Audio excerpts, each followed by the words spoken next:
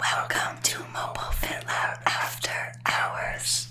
I'm Bella. And I'm Joey, and this is episode 7 of Mobilefitlab After Hours. We have a special guest on today, Jill Garrigan. Hi. Welcome. How are you doing? Great to be here. So, basically, Jill taught me a lot of what I know about fitness because she taught me how to be a fitness instructor. So, we thought it would be so fun to have her as a guest on the podcast. And yeah, so welcome. Thanks for coming in our little podcast room. And we're going to just start with a little intro, who you are and what you do for work, what your favorite hobby is. Something you love. Because I don't like to just ask someone, like, what do you do for work? Some people hate work. So, how about that? What do you do for work? But also, what do you love to do? That's true. I mean, for 27 years I did work, and I was always like, don't tell anybody they pay me for this. This is a really cool job. Yeah. But, so I am Jill Garrigan, and I have been at Penn State University for 28 years. Am I allowed to say that? Yeah. Okay. Made me feel really old all of a sudden, too. For 28 years. But what I do, and I've always done, is I've worked in fitness, in kinesiology, but I work with students. So it's not in research, it's not in training physical therapists or athletic trainers. It's with people who want to touch human beings and actually apply fitness. So, and that is one of my hobbies, just fitness stuff. I'm not going to say that it's hardcore, like you guys, maybe. But it's, I like to get out there and do stuff. And then probably just the opposite, like anything outside, anything outdoors. I'll cut the grass, I will clean the chicken coop, whatever it is. Yeah. But just something that's outside is a hobby. Yeah. So that is, going back to something you said, one of the big reasons I wanted to have Jill on today, and that's because I'm in kinesiology, about to graduate, and I see a lot of people, most of the kines students, going to PA school, going to be a PT. There's very, very few of us who are like, we are taking the fitness route. A lot of PE teachers, all great things, but very few of us are like, we're taking the fitness route. We're going to do this, maybe like start your own business like I'm doing, or be a hands-on personal trainer, or do something like that full-time with your life. So I do think like there are a lot of people out there who you want to be in fitness in some way, but you don't want to go to PA school, you don't want to be a PT, that's not where your passions lie. So that is So when I was becoming a fitness instructor at Penn State, which was when? 2019 or 2020? 3 years ago, yeah. 3 years ago, you were in charge of all of the group fitness stuff, right? Right. So how's your position changed? What do you do now? Yeah, so I still do the exact same thing. Okay. But there are more administrative positions. So as those administrative positions started to open, it's kind of like what you were just talking about. I decided I was going to go try that. Okay, fine. You have applied fitness, you coordinate, you teach kines. The next step is to go ahead and do this. And then I spent all this time in meetings, and it was horrible. It was hideous. It was awful. Plus, I would change my clothes like 6 times a day. Because it'd be like, gotta go work out, come back, gotta go teach, come back, gotta go. It was horrible. So I'm back to doing hands-on with students, directly with students, in the classroom, and then teaching them how to teach. Yeah. It's just super fun. Yeah. We might have to go over this a little later, but I want to hear about what experiences you've had with trying to teach students how to coach, because I know that can't always be easy and it doesn't always come naturally to, young adults. So how fun is that? I'm sure you've had some experiences with that. Yeah, because we're in the position right now where we are doing like this on our own, and like kind of like we're both trainers and we're kind of taking that step and being trainers on our own, but we're also very young, and obviously you're always in the position to like keep learning from the people who have come before you and the people who have already done it and the people who know things that you don't know.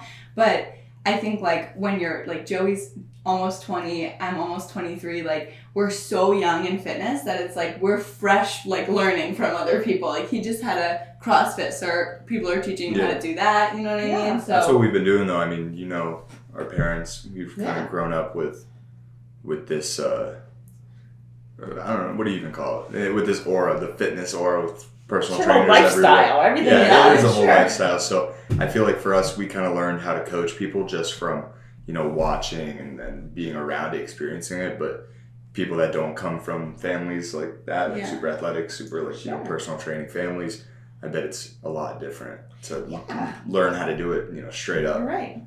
Because one of the hardest things is this. We talked about this the other day in my kines class. You grew up with it. I grew up around it. I have an 84-year-old daughter who goes to the Y every day. But that isn't what you're always going to see as a client either. So go to Walmart and walk around. True. That's your client. And be ready for it. I was literally just saying on our last podcast, and I was like, I don't know if I should say that, but I was like, one of the reasons I love teaching group fitness, and I don't do it anymore, I don't do it right now, but it's one of my favorite things, is because we're all just a bunch of creatures in a room together.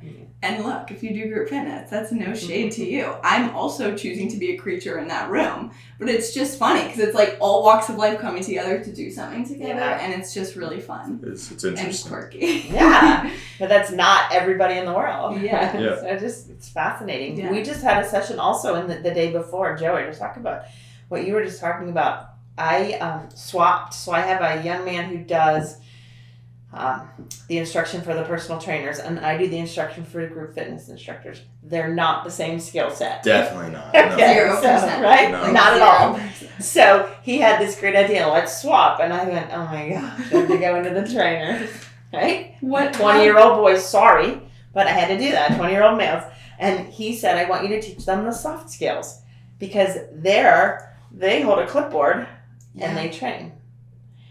And so I spent a half an hour in their face like this. Yeah. This is what you need to be because anybody can press play and get a workout from whatever company we compete against.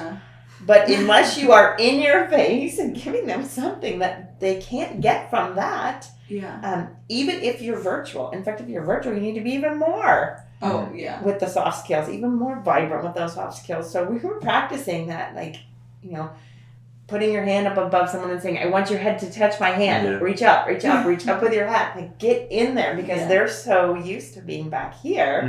And then the group fitness instructors are the opposite. They're like, hi! So, that's the one thing, when we were doing group fitness, we were learning so much, hands-on cueing, different types of cueing, not only nonverbal cueing, verbal cueing, in-your-face cueing, talking to people. And I think that's something that a lot of personal trainers and virtual trainers and coaches on Instagram are missing. That, again, there are a million ways to get a workout in for free now. Yep. You don't need a coach. The last thing you need in life is a coach. But sometimes it's very useful when you have that coach who's going to be right up there, helping you get there. I mean, you could take the best bodybuilders in the world and they're still going to have a coach and still going to have somebody in the gym with them, pushing them and showing them what to do and training them. What is that thing that you always said to us that it was it was a big thing that we were all trying to, you were you need to find it was a flare, our specific, what was that called? Do you remember? No, I don't, but we'll think of it before it was here.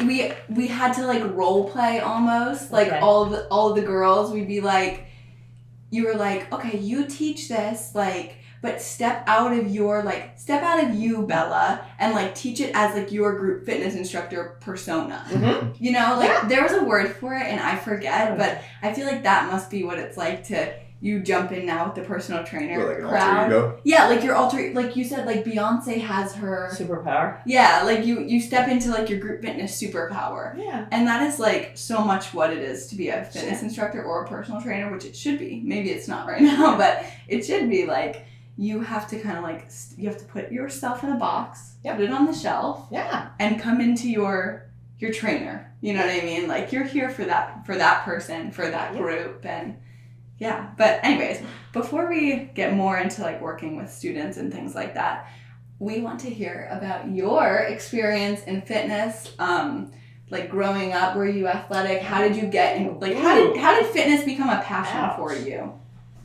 Okay, you're gonna out me here now. Yeah, with my story.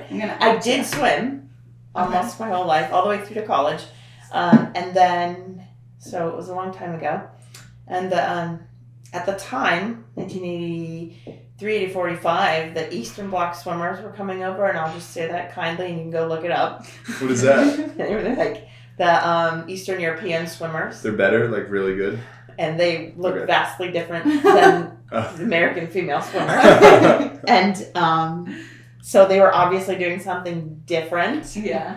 Drugs? I don't know that, but they were very Okay. developed. They were very large. They were Okay. big coats. So Just leave it there. it was very clear that they had a physical advantage Okay. over us. So I was in college, swimming in college, and then this next set of recruits came in that were What college were you swimming at? here. Here, Penn Penn State, State. yeah. Cool. So they were just much more developed than Yeah. us physically. And I was really interested in that. So I didn't continue to swim much because I was marginal at best anyway. You know what I was? I was like the utility athlete. Like she's in the track team. She plays soccer. Because we need another, but never great. Okay. But like Dabbled in she'll be good. dabbled in a Whatever. lot Put her of back there. She'll be fine. Nothing tragic will happen. They're like, oh, we need a fourth man on the relay team. Go ahead, you go in there. So even in college, but then when these people came in, I was like, dang, they know something.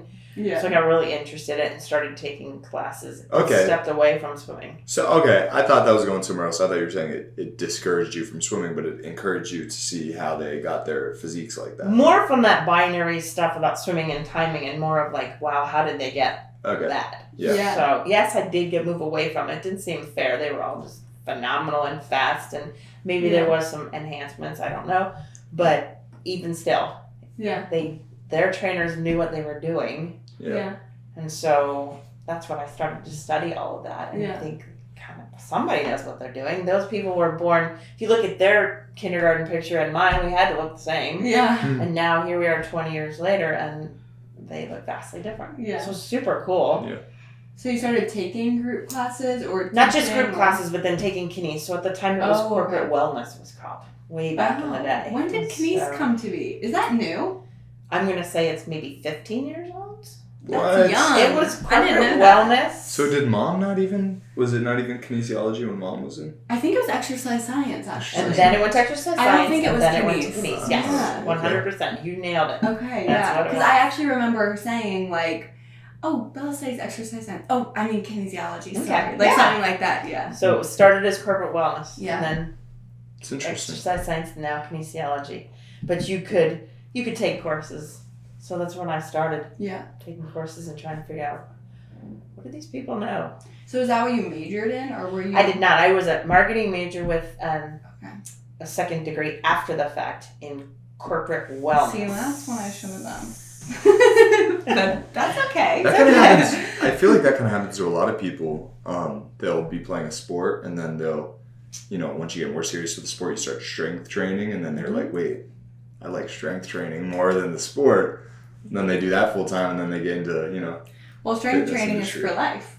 And Yeah. not all the times doing Mhm. gymnasts usually have a lifespan on them. I'm not saying for everybody, but like certain sports sometimes have a lifespan on them. a lot of And sports, strength training, even like powerlifting, bodybuilding. like you're probably not going to be but- playing competitive football as an 8-year-old, but you could be at the Y lifting weights. Right. But you also have to have 8 friends. Yeah. To do. If you want to play soccer, Yeah. you're going to have 10 people. So it starts to become Yeah. super reasonable. Like, well, I need a lifetime sport and... Yeah. Bella only has like 2. See? I know, I couldn't do anything. I have to strength train alone. Anyway, we're laughing, but it's true. Yeah. So you graduated from Penn State in marketing as well as corporate wellness. wellness. That is so weird because now I feel like we still have that like corporate wellness side of things would be more BBH or something. I think you're right. And less Yeah. kines. It would be more like, or not even BBH. It would be more I forget what it's called. There's a lot of things in HHD. The one where I don't remember, but that's not important. But okay, so after you graduated, where are we now? What'd you do then? So then I started working in a gym Okay. and teaching group fitness. And then Full-time. Yeah. Okay. And that becomes, as you both know, it's a hard living, right? You work 16-hour day and you get paid for 8 because you're training, Yeah. an hour and then nothing in between. And so then I was lucky enough to find this Penn State job which is like an 8-hour day. You Yeah. get paid for 8 hours. But I think that's a lot of the reason why people choose not to do what we're doing, because it's hard. It's hard. It's a hard and it's grind. hands-on. There's not a lot of security in it. Hands-on. Real No. quick, I've been wondering this.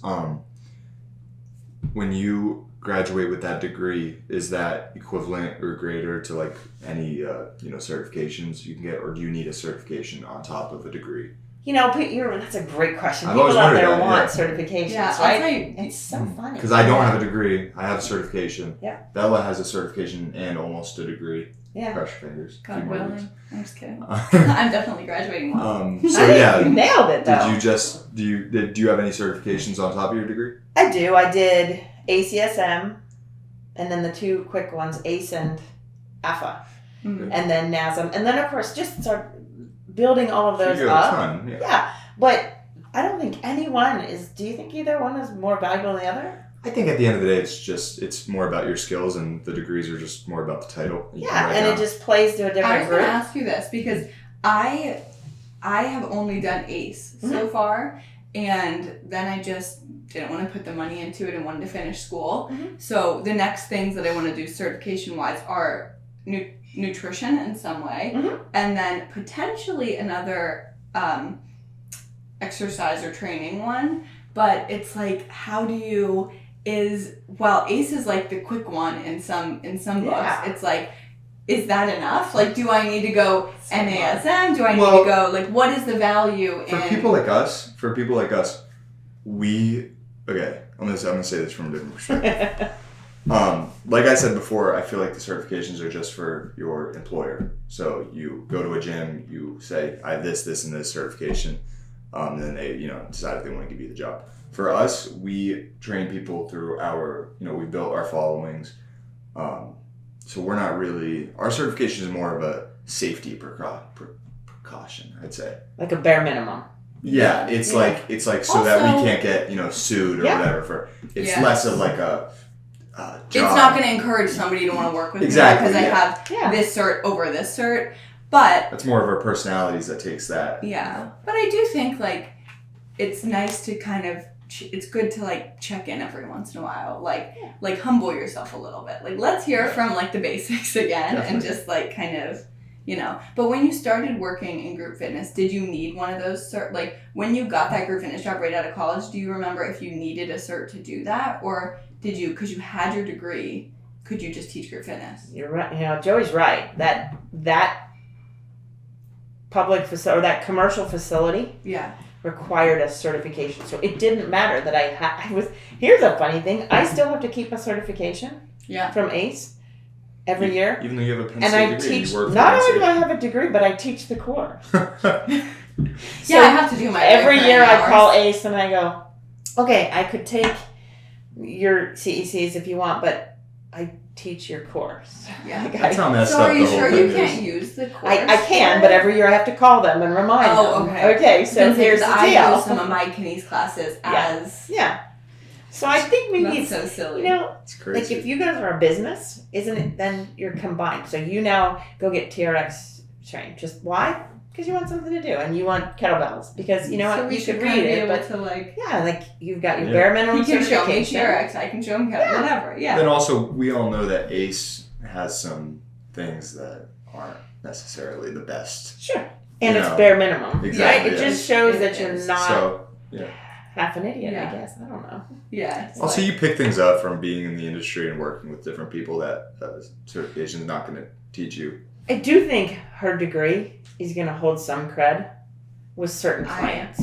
I am, now that I'm 3 weeks out from being done, glad I did a degree. And I'm glad I did not. Yeah. And just like you said, he could do TRX, I could do kettlebell. I feel the 100%. same way about a degree.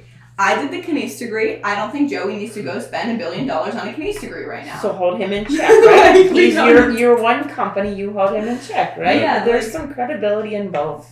Yeah, but I do like that Mobilefitlab can be no matter how much I learned and how much of that Joey already knew. I do like that Mobilefitlab can be kind of backed by the fact that I have an Oh, it's education definitely in good. kines, That's definitely a if good that thing. makes sense. Like, and backed by some certs. Exactly, and some certs. It's not just like, hello, like we're two fitness influencers on Instagram. Exactly. Work out with us. Which there are a lot of those. Yeah, there's a lot, and you know what? And it's scary. Everyone do you, but it's a little scary. It is the Wild West, but I think if you put them both together, the credibility follows you, and you just keep building it. Yeah. So that's kind of cool. You're right.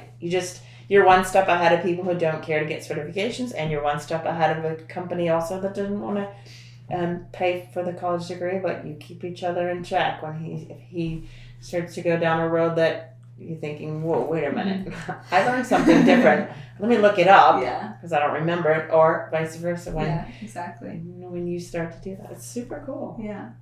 So going into working with students a little bit, because this is a path that anyone listening, if you're in college, not even only in Kines, but so many different things in college, if you're potentially going to go into a career or interested in going to a career where you're going to be working hands-on with not only people, but very young people who are often super, what do you call it when you don't know enough so you're very confident kind of thing. But you know how young people can be, myself included. Or just like working with students who all think different things and who all act different ways. I see my mom doing it every day of her life, and she loves it. She loves being a professor. But we hear some crazy stories, you know. It's hard working with students day in and day out, and I think I'm assuming you must like it because you've been doing it, but I think it's probably, correct me if I'm wrong, the kind of thing that you do a few times and then you know if you're going to want to keep doing this or not doing it. I think you're dead on. Yeah, you either like it or you're either the person for it or you're not. Yeah. It's like the Truman Show or something. Yeah. Right? Like, I did this already. Why are we doing it again? Yeah. How, do you feel like every year when a new batch of people come in, girls or guys or whoever, I'm saying girls because when I was taking group fitness, it was all girls. I think there was a guy for one day. We scared him? We scared him, and he left. Oh, no. He's actually from State College High School, so I won't call you out because I think he showed up, and he meant to go to the personal training class. And we were all sitting there, and I was like, oh, sweet. Like, this guy wants to be a group fitness instructor. Great. There should be more men. I wonder how that happened. I wonder how that stigma of, more women fitness instructors started, because... I don't know. They put on the leg warmers, and then guys were like... That's true. It's a bummer because I always... say that on day one of that class, that dude, if you stay in here, you will make bank. Yeah, they're so rare. I love you. They're so rare. Loves you. Actually, if you look at the men in group fitness, they're so popular. Yep. Like the main guys at Soul Cycle. Yep. The main guys at Les Mills. I first of all, I'm a straight man. I follow this guy who's a cycling instructor in New York, and I love him. And just because it's so entertaining, he's so good at it. He's so fun. He just has a bunch of moms in the audience, on their bikes, and he's just walking around, you know what I'm talking about, yes, dark hair. I forget his name right now. I'm blanking, but the few guys in the group fitness industry are very popular. And his gym is awesome too. Way more popular than the girls. Yeah. Absolutely. My husband started teaching after I did. He doesn't teach anymore, but I taught him how to teach, and I was so pissed because his classes would be way more popular. I don't know if it's just there's no, I don't want to say competition, because once you do this for a while, you kind of realize that there's always going to be a GFI that's better than me. I just don't care anymore. I'm glad I've developed capacity, and you go do it. But for some people, there's still that competition, especially women. So when you get a male instructor, I think the class kind of comes with there's fewer. I agree. Vibes like that. I think that girls are very judgy towards one another for some strange reason. I think it's just how we are. And not that I'm judgy, I love you all. But but when you go into a class with a girl group fitness instructor, it's a little nerve-wracking. It's like I don't know who this girl is. What does she think of? When you walk into a class with a guy, it's just it feels just fun and carefree for some reason. I don't think I've ever taken a class with a guy instructor. Really? You've never taken one with Kevin at I did yoga with Kevin one time, but he's gay. He's very gay. Yeah, but so it's what? It's more of a feminine. It's It's the same thing as, you know what I mean? Yeah. He's got a feminine Yeah, flair, very too. feminine, so it's like Yeah. more similar to a female instructor. I don't know if that's offensive. Yeah. No, I don't think so. No, you know what I mean. Yeah. I've taken Brian's once, shadowed Brian's. And Yeah, but Brian teaches That's like different. a personal trainer. Yeah. Brian doesn't have a group fitness flair. Anyways. Brian. But the person you follow. Yes. I love watching his videos. He's I would take his so class. funny. We should go. I think it's in New York. We You should go take his You'll class. have to pay like $70 It's for a intense. full cycle class. It's like all dark. Do you know what I'm talking about? Yeah, if you think about it though, we started this with all soft skills, right? Like anybody can go up and throw a workout up there. It's the charisma that they bring that not just tells you what to do, but makes you want to do it. Yeah. Almost like there is no other place I want to be in the entire world than you watch him. You're probably not even doing it. I don't even do That is- cycling classes. Exactly. You're just watching him teach cycling. I do that too. I binge watch It's it. the charisma that someone has. That's that extra thing in this business. It's almost like dirty dancing for single moms. It's weird. It's like, but it's so entertaining. We gotta get you doing something like that for Yeah. Mobilefitlab. And I think We're that's trying to another write thing. downstairs. I think that's another thing. Single or not, whatever, you know, middle-aged women, I feel like it's attractive to go to a class with It's a male fun. instructor, isn't it? It's kind of like, I don't know. Yeah, it's fun. No, they're it's not, cute. they want to admit it. I feel like it's kind I of, think they would admit it. It's you cute. know, Yeah, there's some quirky. male instructors at PYP. Yep. I think. Mhm. Chuck. Yeah. I know Chuck. super popular. Chuck. Yeah, he teaches a great Super cycling talented. class. Jerry. Chuck Morrison? Morrison? Yeah, Chuck Morrison. I didn't know he was an He instructor there. teaches. Hi, Chuck. I feel like he listens to this. Does he? That'd be cool. Maybe. Yeah. I hope you're listening. He would be a good instructor. He's good. Total rock star. Yeah, Yeah. and he's fun. And He's kind of just similar like, to the guy that I follow. Yeah, exactly. There you go. Okay, I went off on a tangent here. My question here was, do you feel like Groundhog Day, getting a new group of group fitness girls coming in and teaching them, or do you find yourself like learning new things every time, having a new experience every time? What is that like, constantly working with different people, different students? So, if you ask me what the best part of my job was, I would have told you that that's what it is. That it renews itself organically. Yeah. So, like, if I make a mistake on a person, so each class that comes in, it's kind of cool. You know, Yeah. there's That's always a good way to look at it. Bella, It right? renews itself. So it does. So if I made a mistake on you, 3 years, I'm just like, hang in for 2 more years, hang in for 2 more years. Gone. Mistake is gone. Start over again. I mean, it is what it is. I don't mean to seem crass about That is people, so funny. That is funny. but No, it's you true. could probably find some of my mistakes through Yeah. there, and you just have to wait, because my job isn't to turn them into mini me. It's to take what I have and build capacity in them, Yeah. so that at the other end, people will want to follow and watch them. Yeah, well, when we started, we were all our own people. And when we left, we were still our own people, but group fitness versions. Hopefully, yeah. Well, most of us, of that person. The ones who liked and decided they liked it and Yeah. wanted to do that. So I like it. I like the renewability. I also like that I get another shot at it. So there's Yeah. the curriculum, and here comes this group of 12. And there's always the one who learns quickly. There's the one that likes it. There's the one who learns slower. There's one who's super confident in the beginning. And I can almost like put you in. One of the things I do, I don't tell a lot of people, is like on day 2, I already do that. I write like, Categorize. who's going to be the rock star. And I want to see at the end. So for this semester, I'm spot on. This semester. Really? Yeah, like I picked who wasn't going to make it. She dropped out. And I don't think I I fulfilled do that that too. on my own. I did that. Okay. Sorry, girls, if you're listening. I And did then, that. yeah, like who's going to I be the looked rock at everyone star? and I was like, this is what I think was going to happen. This one's going to have their hand up every single day with a question. Yeah. And this one, yeah. And so I don't mind it. It's just sort of like perfecting what I already know instead of like, oh, I gotta start over again. It's Yeah. I bet it's probably cool to take kids that might come in real shy, you know what I mean? Like kind of weirder kids. And I bet group fitness turns them into, you know, teaches them a lot of social skills. Does that happen? 1,000%. Yeah. The best day ever for me, I love this, is when a parent will come in on Parents Weekend when they're farther along, like in their Mhm. senior year, and we'll look into the back of a room. I almost always say this: bring your mom in to watch you teach. Yeah. Have they ever seen you? And like, you should see the parents out front. They look in the room like, that's my son. Mm-hmm. That's my Yeah. daughter. Like, really saying that. Yeah. Like they're just amazed at the transformation from Yeah. kind of either timid or unopinionated to speaking out loud and saying things. I will say, like, I was always very shy. Yeah. Very Yes, you art. I didn't. This Like, is definitely the biggest example because she was everybody- definitely super, super shy and like she ran cross country, was just super to herself.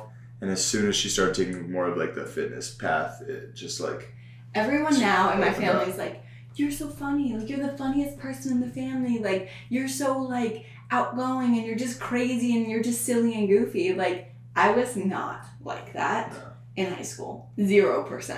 But maybe I don't you even were. think I didn't act like it. But you weren't afraid. You weren't comfortable Yeah, in your I own didn't. skin. I don't even think I acted like it freshman year. I don't even think I was like that when I started teaching group fitness. So And then... I could tell you what you were like. Okay, go she ahead. wrote it down. Yeah, it's back in my folder. Okay. You were giggly, and you weren't taking yourself seriously, and we were trying to get you to, like, you know this stuff. You grew up with it. Stand in the space in the front of the room and get other people to have confidence in you. And it took a long time because you were kind of shy. We would say, talk loud, and you would say, no, I don't want to. No, talk loudly. And all of a sudden, it was like a light switch, and you were like, Yeah. I kind of do know this stuff. Yeah. And people are listening. And now I talk in front of people, like, teach people things. So there you go. Also, I like it because for me, like I'm not like shy or anything, but I'm not super outgoing, and I get like anxious and social anxiety and stuff. But you put me in the gym, which is like my like comfortable, my safe space. Mm-hmm. I don't care like who walks in. Like I feel super comfortable training people because I'm like in the gym and that's my safe place. And how lucky are you that you found that? Yeah. Like there are Which I'm not probably a people group that fitness didn't. trainer. I'm not really a group fitness trainer, but I've done small groups, small group personal training, which is very different than group fitness. For those of you that don't know. Everything in fitness is so different. Take one client, add 2 more to it, completely different thing. Add 5 more to it, completely different thing. Class of 30 doing step touches, completely different thing. Like, You don't even actually have to coach. You just have to like make the music loud enough and yell loud enough that everybody's having a good time and moving. No, You can't control 30 people. Social pressure. yes. Oh, that's a good thing that I also wanted to ask. Sometimes classes get really big. I did teach a few HIIT classes when Mike was like teaching me how to do HIIT, and there were like 30 people in there. When you have a very large group fitness class, how do you go about that? Yeah. You remember this lecture? There's a fine line between circus and circuit, right? Yes, I actually remember that. I actually remember that. So Yeah. like all of a sudden now we can see electronically how many people are coming in advance, which is cool. Back in the day when you showed up and you either had 9 or 19 or 29, that was a little scarier. But keep it simple. That all of a sudden that idea, you have it all set up. That idea, just those kettlebells go away, and we're gonna move to dumbbells. Yeah. Because you're right, it can be a circus. But those leadership skills are everything. Because you know there's going to be 20% that aren't listening anyway. Wouldn't matter if you put it up on the board like at 45 and 100 or 9 places on TV, right? They didn't listen. They're going to go from station 2 to station 7, and then these people are going to get mad. So it's those leadership skills. I'm in charge, just like Joey said, my space, not in a bossy way, but I'm comfortable. I have this plan. This is what we're doing. This is what we're not doing. Yeah. Because it's got to be both ends, right? You have Yeah. 30 people, now you're going to tell them what we're not doing also. Yeah. Yeah. True. You gotta keep it controlled. And they can hurt each other. Yeah. Not just hurt themselves. It's one thing to go in there and you hurt yourself. That's Yeah, I train some 10 to 16-year-olds and they just hurt each other, bro. They're punching each other. Not even with the weights. I mean, just straight up fighting. Yeah. I tried that. I train a 9 and a 12-year-old boy Mm-hmm. later at night, and I tried with the 12-year-old. We were just doing boxing, so he's hitting. Great, sounded great. The next time I had them both, I was like, all right, now, bad choice, right? The two of them Hitting each other. It's just bad. Yeah. Yeah. I'm just thinking about what you were saying about, like, how I developed from the beginning of our group fitness journey to the end and where I am now, and how all of the girls in my specific class, and I just keep referencing that because that's all I know, you know, we were all so different. Like, I don't think there were a few, like, there was no one who was just like another person in there, but we all kind of like, we took the same class, but we all kind of fell into like our group fitness niche. Like, for example, I'm going to call out one of my friends, Josie Vidic. So sorry if you're listening to this. But Josie and I took the same class. Hi, Josie. Josie and I took the same class, but we're very different people. Like, we just have very different personalities, and we teach different things, and we teach things differently. And I feel like we both started out kind of like a little bit more reserved, and we took the exact same class, but we ended totally different. Like, Josie was doing more like, I think you were doing more like, now I'm like talking to you like you're actually listening, but she was doing more like yoga moves and mind like, body stuff. She was doing, yes, she was doing more mind body stuff, but not only was she doing the mind body stuff, she was teaching like a mind body instructor. You know what I mean? Yeah. Like, she had like, and she always has had this mind-body aura to her, and I don't have a mind-body aura. I don't believe. Maybe someday. Not at all. Joe and I are both like, nope, none coming off of you. So. I'm like when you meet me, you're probably like, she's not teaching me yoga or Pilates today. Like, she's probably teaching me some type of boot camp. Like, we're probably like, that's just my vibe, you know. But we took the same class, so. I don't know. I think if you're in college and you're looking for something to do, it really had nothing to do with the fact that it was fitness, but the fact that, like, it was a small enough organization for us all to be learning the same things, but kind of find our place in it differently. Yeah. And I think that's, like, that's one of the best parts of college that you should probably do that I maybe didn't do enough. But I did the group fitness thing, and then I was like, good. Check, I'm done with this whole, like, doing the social organizations. But yeah, finding something that's small enough that you can kind of like find your place in it and like kind of grow a little bit within yourself. But yeah, okay.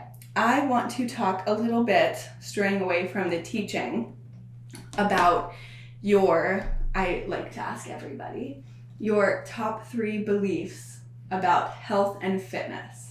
So before, like, that's very broad in general, and you might not be able to think of them all today, but, you know, there's a million things in the fitness industry. Like, there's going to be people out there selling you different diets, selling you different workouts, selling you to live a balanced lifestyle, telling you need to be motivated, telling you need to be disciplined. I just wonder, everyone has a different outlook on it. I wonder, what are the things that you know throughout your whole fitness journey, throughout teaching people fitness, the things that remain true in fitness. Cool. For you. I can come up with 2. I don't know about 3. Okay, that's fine. The third one can be something that is that you hear a lot that's not true. Cool. Oh, okay. My first one is always just walk your talk. And it's a shame and it's a vain business, but if you don't, to some degree, walk your talk. It doesn't mean you have to be perfect. That doesn't mean you have to eat clean or whatever your thing is, or you know, work out 2 hours a day or meditate every day or whatever, but just walk your talk. Some people will buy into it no matter what. Yeah. You know, there are people out there who are the face of their business, you know, the Biggest Loser or whatever, but they aren't necessarily walking their talk. Well, it's 2023 now. People want obese personal trainers. So really? Great. Okay. I just saw a TikTok today about No thanks. So foundationally for me, that doesn't play. Because I can't buy into that if you don't walk. It doesn't mean you have to be 100% successful. No. I like it if you had a struggle. If you were my trainer or my company that I hire. Because I want to know that you know how to get me from here to here instead of that you already arrived here. Absolutely. And you were born that way. So my foundational feeling is you need to walk your talk. Or at least let's walk together and try it. And then the other thing that I often stand by is go ahead and listen and try it, because the fitness industry is nothing without new people and new ideas. But verify it. Go back to science, which is why the two of you as a company work great. You know, maybe you're cutting edge. I'm going to try this food. I'm going to try this drink. I'm going to try this powder. I'm going to try this workout. I'm going to try putting this weight in my mouth with this one over my head and see if it's better. Whatever. We need that in the industry. Yeah. But then we also need, verify this. Let's just make sure. You just said the word hamstring. Here's where it attaches. Let's make sure. Oh, that's right. So I kind of feel like those are the two things. You better show me that you walk your talk a little bit and that you're trying to pursue your own health. I mean, even if you're a lifelong smoker, for God's sake, I don't even care if you're trying to quit and you're my trainer. Okay, cool. Yeah. Because I'm trying to quit caffeine or something. Yeah. No one wants a general health doctor who smokes a cigarette after your session. Right. So walk your talk, but then, and also just try to verify it. I don't know about the third. It'd be hard to find. Hard to think of. One thing that you've seen over do you believe years, that's not true? That's not true. Fitness myth, a health myth, or something you've diet. Seen that you're like, this needs to leave immediately. Something that's not been verified. Worst fitness trend of the 2000s. Handlebar dancing on the bike. What? Oh, I know what you're talking about. That's very trendy right now. That's like the guy that I follow. Except he does like the. Here's like this goes back to my first. Can you insert a clip of handlebar dancing? Yeah. Okay. Oh, beautiful. Look at that. This goes back to my first two, though. I have no problem if you are handlebar dancing, if it's safe. First of all, teeth are really expensive to fix. So if you hurt your teeth, have a problem. I see them going very low like that. But like grind on it. I have no problem if you're doing that. If you say to me, this is a boring class, or we're here for 45 minutes and I need to entertain you. Yeah. Cool.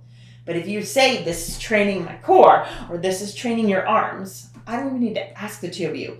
Is this really the most efficient way to train your arms? It's definitely for entertainment. If I said, Joey, I want to train my arms, what are you going to tell me?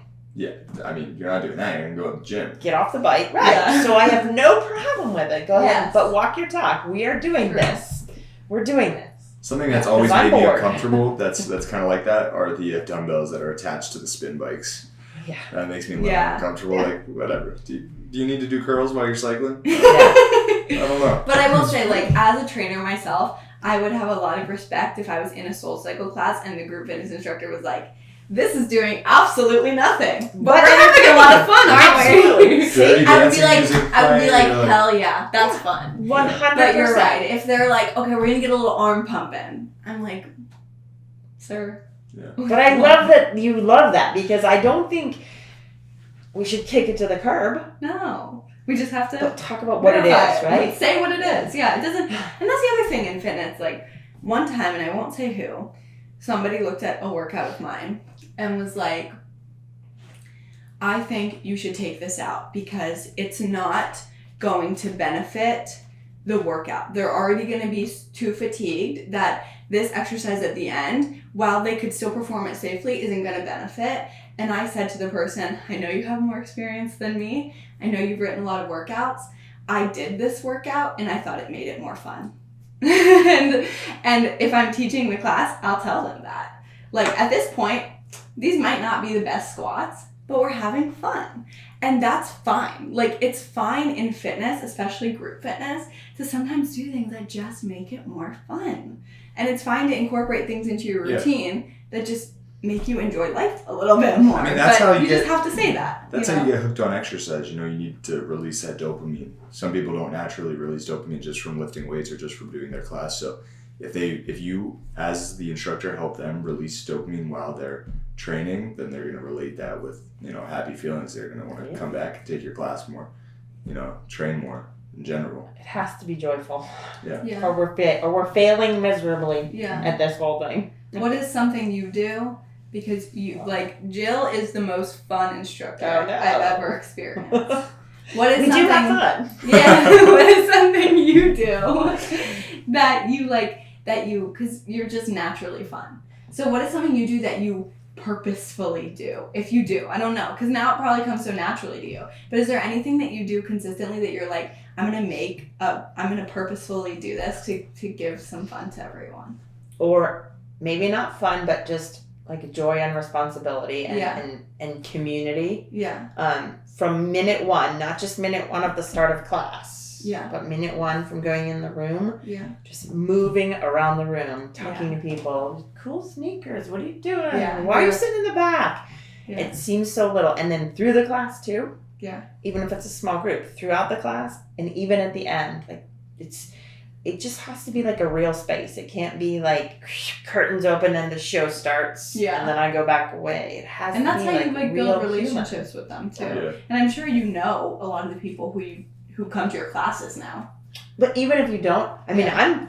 I'm gonna sit on Joey's side there. I'm kind of like socially awkward or socially Okay. not an extrovert naturally, Okay. but in that space, Yeah. bring it on. Like that's my job, right? Yeah. My job is to make you like this, to make this the best hour of your day, and also, sadly and selfishly, to make you like me. Yeah. I don't know. Sorry, that is what it is, right? Yeah. We got into this business a little bit because the best feeling in the world is when someone goes, "What else do you teach?" Yeah. And you're like, "Oh my god, I was good." I was taking. Well, thank God I was good. I was taking an Enneagram test yesterday, just for fun, in class with one of my friends, and one of the questions was, "Do you care if people like you?" And I was about to be like, "No," and then I was like, Yeah, like Damn it. "I care a lot." I'm like, what? I told you I trained those boys, the younger guys, and I love it. I'll get like DMs like, when is the next camp starting? It When is feels the so next good. training starting? Yeah. You know, like what time do we start today? Do we have practice or do we have a training today? Stuff like that. It can be little too, right? Like Yeah. when one walks in and goes, "Dude," you're like, Yeah, like, Yeah. that's a He called me 14. dude. That's a 14-year-old boy. And I'm like, Oh. I can't believe it. "That's cool." Yeah, So, that's Yeah. cool. No, it's vain. So that's kind of a thing too. It is. In fitness, especially. I mean, I think you do have to be a little bit vain to post 2 photos of yourself every day on Instagram. yeah, So, what I've can been you doing it say? for 4 years. What can you say? Okay, but let's finish off with a little round of some of your favorite things in fitness. So I will question it off, and you can give your answers. And if you All of want to, us. if you want to chime in too, you know, make a little fun group activity. Let's start with favorite fitness class you've ever taught / since you don't teach group fitness, favorite like personal training session you've ever done, favorite experience with somebody else in fitness that you've ever done. Okay. You want me to start or her start? I will start Okay. since I asked the question. There you go. My favorite experience was at the end of our group fitness training, teaching our what's it called? Like our final exam in fitness, because I think it was the first time that I was like, I feel like I could really do this now. Like, I feel so comfortable, you know? And, like, I just felt like I was one with myself and one with the class, and I could express myself, and I could be different. And it was like my lead into training other people. So that was my favorite. So that was, like, the first time it was, like, actually felt, like, really right for me. So, yeah. Mine's a little sideways of yours, but one of my favorite vibes in front of a class is when, although I love a drop-in class, like a commercial class where people pay to be there, Mm-hmm. one of my favorite groups to coach is an athletic team. Oh, okay. Because all of the baggage is gone. There's usually a coach in the back of the room Yeah. sitting like this, not Gotcha. working out. And so that responsibility's gone from me. Yeah. And then it's usually not, when you coach a commercial class, you have to feel like, oh, I gotta give them their money's worth. Yeah. And I want them to like me. That's gone Yeah. in front of a team. And so my whole goal as an instructor of, let's just say it's the golf team, Mm-hmm. and pretend we're on cycles, is the workout. Yeah. There's no other responsibility. In fact, not even too much coaching, although it's coaching the what. Yeah. You don't have to coach the why. Why? Because that coach in the back said so. Yeah. That's all I know. Like, I don't know why. Because you're an athlete. Yeah. Like, you're not like, Like, you don't you're have a not choice. like, oh, I've had a bad Tuesday. Yeah, Like, and you you're didn't an pay to athlete. be here. You are there. Or you don't get fed or whatever they do. So you're coaching the what. You don't have to coach the why. Yeah. And you really don't have to coach the how, other than, like, my knowledge that, like, how hard Yes. is as hard as you They know- possibly can they know because the coach is form, like, watching. yeah. Like, so You're just telling kind Yeah. of. Yeah. So, like, the end product when they leave is always so cool because when you teach that group class, you're like, I'm not sure they all had fun, and I'm not sure they all worked hard. I don't know. I wish I could measure it. But at the end of a team workout, you're like, oh yeah, look at that. Done. I did my job. So it's just this like, it's like getting 100 on an exam. Yeah, it's easier. It's refreshing. Yeah. All right, for me, I'll stick with like the group training with my youth camp. Joey's really good at working with. I love working with these young kids. Yeah. Just because that's like, it's like how I was when I was their age. And I have some crazy ones. Okay, I have a client I can give to you because I'm getting too old to coach it. Yeah, for real. I'll send it to you. My favorite, session or favorite activity we do, I guess, is whenever it's nice out. So I train them down at SCSC. Whenever it's nice out, I'll pull my truck out back and I'll put it in neutral and I'll steer it and I'll have them push it 100 yards this way. I'll have like whatever. Three of them push it 100 yards this way, and then 3 of them push it 100 yards back. And it's so fun watching them because they can go from, I'll take these kids and some of them are not athletic, don't have an athletic bone in their body. I have some really smart kids and all sorts of different kids, whatever. And it's fun watching them because no matter who they are, when I pull my truck up, all of them are just like, pushing and shoving, driving there, like just working so hard to push the truck down the road for no reason, just because it's funny, it's fun. But so that's like my favorite. I love watching that and like. Do you have video of them? That is so I do. Cool. I'll try to find a video after this. I think I do. You should put a video of them. Yeah, I'll try to find it. It's so cool. And just stuff like that in general, being able to take them outside of the gym because I don't train them in a huge gym. And they love it, and they play football at the end for the last 5 minutes every time. How old are they?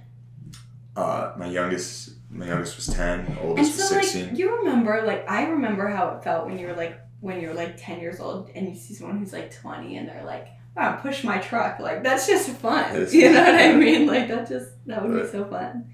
Okay. Favorite all time and least favorite exercise. One favorite exercise, one least favorite exercise.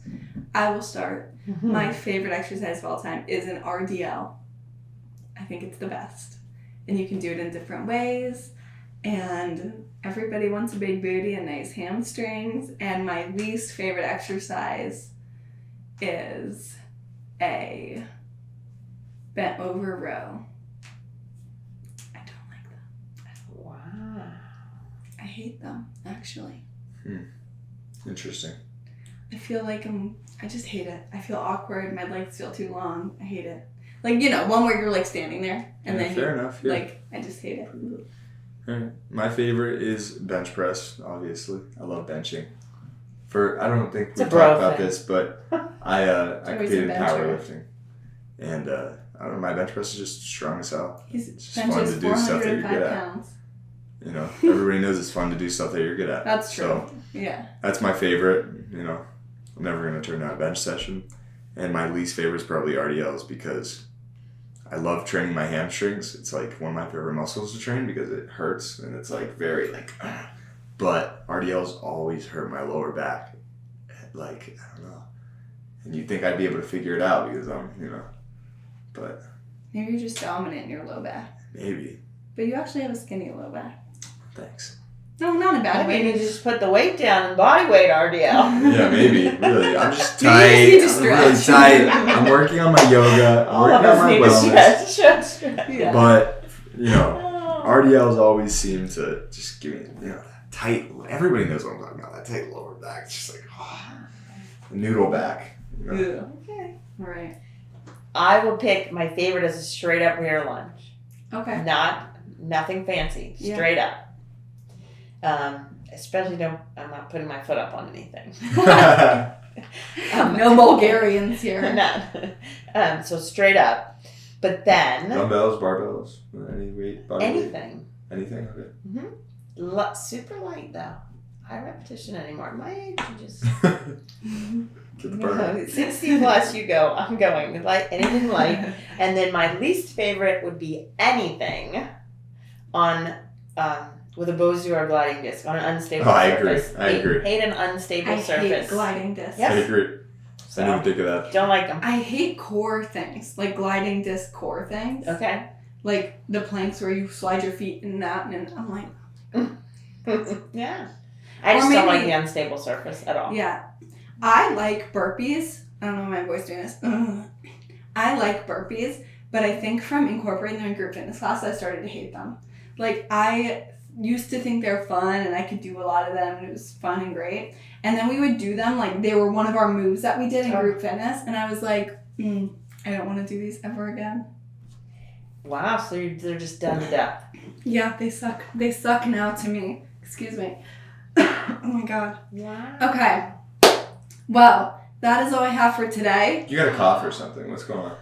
I don't have a cough. It's just there you go. is that good now? Yeah. Maybe your voice is just telling you we're done. My voice is telling me we're done for today. But thank you so much for coming It's on. super fun to be here. I like your vibe. I like your energy. I like your company. Thank you. I love it. And if you ever want to be on again, or you have any ideas, or you meet someone and you're like, this is a cool person and they should come on, let me know. I love just talking and just like meeting people who have a passion in fitness. And my goal for this podcast is to someday scroll through Spotify and just see all of these different individuals in fitness who do different things, who have different beliefs. And that's one of the reasons that I say your top 3 fitness beliefs or beliefs in health and wellness, because I think it's really cool to see, like, we all come from somewhere different. We all have a different passion within fitness, but like, look at how we all come together, and maybe sometimes we have similar beliefs and we have different beliefs, but we're all kind of doing something of the same category and of the same thing. Mm-hmm. So Hopefully making someone else a little better, right? Making Yeah. other people better. yeah, making people better, Woo. teaching people things, learning from people. Basically, I just want Mobilefitlab to be a hub of all things. Well, it's mainly virtual fitness, but a hub where you can learn so many things about fitness. You can hear something you maybe heard before, and we can verify it for you. You can meet somebody in education. You can meet somebody who had no education. You can have some inspo for where you might want to go in the fitness industry, and yeah, learn something new and encourage you to motivate somebody else and teach somebody else something. So again, this is Jill Garrigan, one of the best of the best. Thank you for being on the Mobilefitlab podcast. Thanks for having me. So much fun. And we're going to do our little closing out thing. All right, ready? 3, 2, 1. See you next time at Mobilefitlab After Hours. Bye. Bye.